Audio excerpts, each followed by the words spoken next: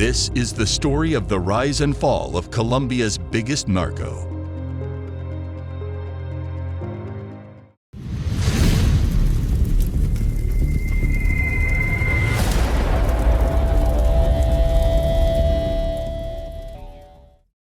Who is Pablo Escobar? Pablo Escobar was a notorious drug lord who was feared and revered in equal measure. He was a man who would stop at nothing to achieve his goals, using bribery and brutal violence to gain power and control over the Colombian drug trade. His infamous mantra, plata o plomo, which meant silver, bribes, or lead, bullets, was a stark warning to those who refused his bribe. Escobar was known to go to great lengths to ensure his enemies were eliminated, often resorting to violence against their families as well. His ruthless tactics earned him a reputation as one of the most dangerous men in the world. Born in Colombia in 1949, he grew up in Medellin, where he began his life of crime as a teenager. He started by selling fake diplomas, smuggling stereo equipment, and stealing gravestones to resell. It wasn't long before Escobar turned to more lucrative ventures. Rise to power. Pablo Escobar's journey to becoming the most notorious drug lord in history began in the late 1970s when he began trafficking cocaine. At the time, cocaine was a relatively new drug in the United States, and its popularity was rapidly increasing. Escobar recognized the potential for enormous profits and quickly established himself as a major player in the Colombian drug trade. One of Escobar's early partners was Carlos Leder, a German Colombian who had connections in the United States. Together, they began smuggling cocaine into the U.S. using small planes and boats. As their operations grew, they needed a more efficient way to transport their product. That's when they came up with the idea of using planes to fly cocaine directly from Colombia to the U.S.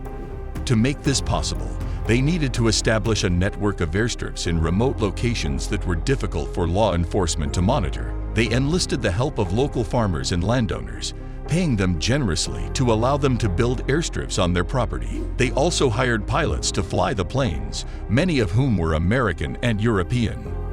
As their operations grew, Escobar and Leder decided to form the Medellin Cartel, a group of drug lords who agreed to work together to control the cocaine trade. The Medellin Cartel. Pablo Escobar's operations as the leader of the Medellin Cartel were vast and complex. The cartel controlled every aspect of the cocaine trade.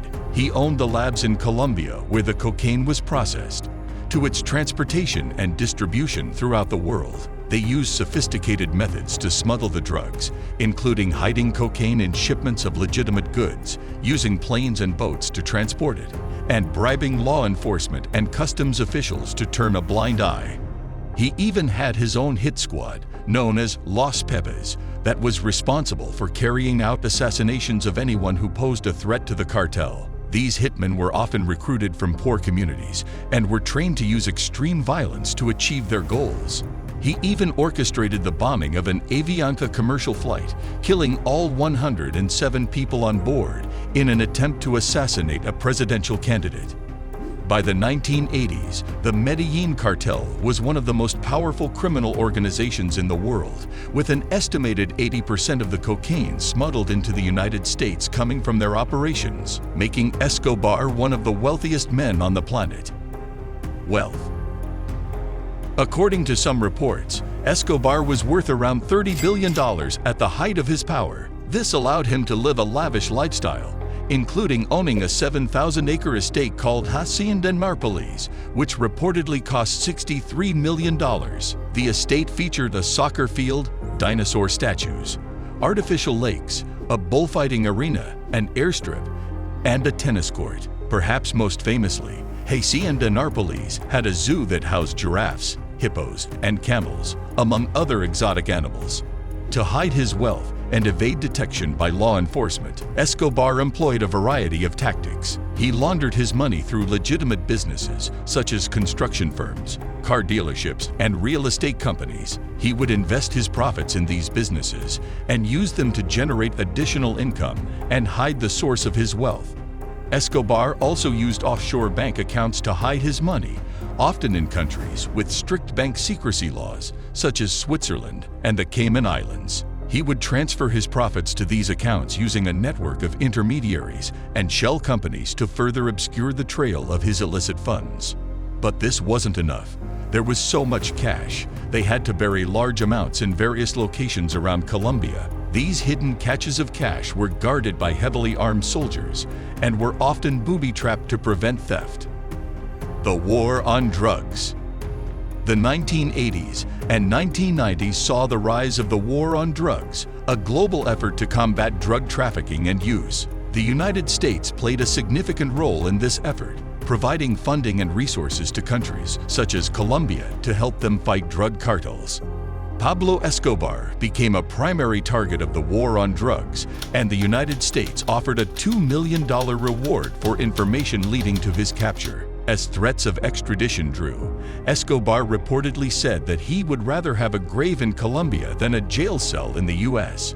As the violence escalated, a massive operation was undertaken to find Escobar. In June 1991, he surrendered and was subsequently jailed. However, his imprisonment had little effect on his criminal activities and lifestyle. He was allowed to build a luxurious prison, which became known as La Catedral. Not only did the facility include a nightclub, sauna, waterfall, and soccer field, it also had phones and computers. However, after Escobar tortured and killed 2 cartel members at La Catedral, officials decided to move him to a less accommodating prison. Before he could be transferred, Escobar escaped custody. Escobar's death and legacy. After years of evading authorities and living a life of luxury, Escobar's luck ran out. He was hunted down by Colombian law enforcement and a special U.S. task force, which had been working to dismantle the Medellin cartel. After months on the run, Escobar was finally located in a safe house in Medellin. On December 2, 1993, a team of Colombian police officers and soldiers, with support from the U.S. Delta Force, launched a raid on the safe house. During the raid, Escobar attempted to escape by running across a rooftop. However, he was spotted by a Colombian soldier and shot dead. His death marked the end of a notorious era in Colombian history and the downfall of the Medellin cartel. Today, Escobar's legacy remains a controversial topic in Colombia and beyond. Some see him as a Robin Hood figure who helped the poor, while others view him as a ruthless criminal responsible for countless deaths and a significant amount of suffering. Regardless of one's opinion, there is no denying that Pablo Escobar played a significant role in shaping Colombia's history and had a lasting impact on the country's politics, economy, and society. Please let us know your thoughts in the comments.